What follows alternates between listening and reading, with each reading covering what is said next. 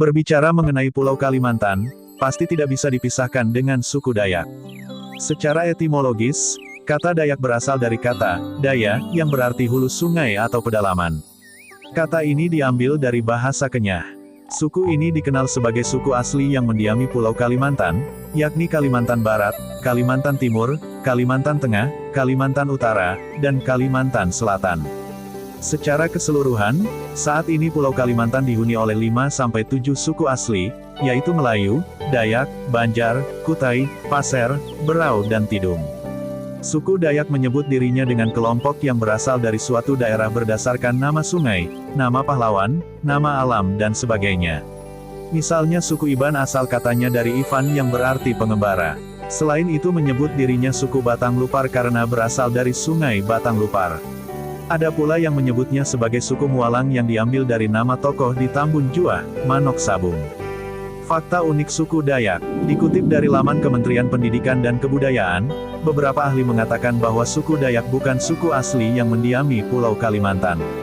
Mereka merupakan keturunan imigran dari Provinsi Yunnan, Cina Selatan, tepatnya di Sungai Yangtze Kiang, Sungai Mekong, dan Sungai Menan.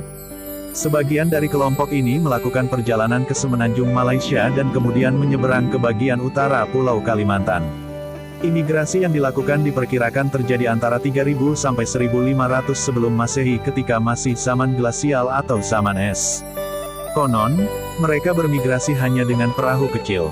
Seorang tokoh Kayang mengatakan, suku Dayak merupakan keturunan Indo-China yang bermigrasi pada abad ke-11. Suku Dayak hidup secara terpencar di seluruh Pulau Kalimantan, baik yang masuk wilayah Indonesia maupun yang masuk wilayah Malaysia. Mereka hidup menyebar dengan menelusuri sungai-sungai hingga ke hilir dan mendiami pesisir Kalimantan. Terdapat 6 rumpun suku Dayak, yaitu Rumpun Punan, Rumpun Klemantan, Rumpun Apokayan, Rumpun Iban, Rumpun Murut, Rumpun Ot dan Ngaju. Rumpun Punan dikenal sebagai suku Dayak tertua, sementara itu, rumpun lainnya merupakan hasil asimilasi dari Dayak Punan dengan kelompok Proto-Melayu. Dari ke-6 rumpun tersebut, masih terbagi lagi menjadi 405 subetnis. Meskipun terdiri dari ratusan subetnis, mereka tetap memiliki ciri khas kebudayaan yang hampir sama, yakni rumah panjang, hasil budaya material seperti tembikar, mandau, sumpit, beliong, pandangan terhadap alam, mata pencaharian dan seni tari. Rumah adat Dayak dan pakaian adat Dayak. Seperti suku lainnya, suku Dayak juga memiliki pakaian adat yang disebut sebagai King Baba dan King Bibinge. Uniknya, pakaian adat ini terbuat dari kayu yang diproses sedemikian rupa hingga menjadi lunak seperti kain. King Baba merupakan pakaian adat pria yang terdiri dari baju tanpa lengan, celana panjang, ikat pinggang, dan penutup kepala dengan hiasan bulu burung enggang. Sementara itu, King Bibinge merupakan pakaian adat wanita yang terdiri dari penutup dada berlapis dan berbagai macam aksesoris, yakni kalung, gelang, dan hiasan kepala yang terbuat dari bulu burung enggang. Rumah adat suku Dayak adalah rumah betang atau rumah panjang. Saat ini, rumah betang memang sudah jarang ditemui di Kalimantan. Rumah ini berbentuk memanjang hingga 150 meter dan lebarnya 30 meter. Rumah ini dihuni oleh keluarga besar yang bisa mencapai 100 orang. Terbuat dari kayu ulin, rumah ini harus memenuhi beberapa aturan tertentu. Bagian hulu rumah harus searah dengan matahari terbit, sedangkan bagian hilir menghadap matahari tenggelam. Di samping itu, kamar tidur juga diatur berjajar sepanjang bangunan. Kamar orang tua berada di bagian hulu, sedangkan anak termuda ada di hilir rumah. Jumlah anak tangga di rumah betang juga harus ganjil dan dapur harus menghadap aliran sungai. Jika Anda berkunjung ke Pontianak, Anda dapat mengunjungi rumah Rada.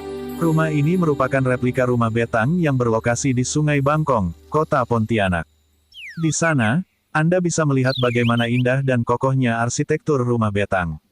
Itulah asal-usul suku Dayak di Kalimantan dan keunikannya. Kalimantan juga punya eksotisme yang tidak bisa ditemui di tempat lain.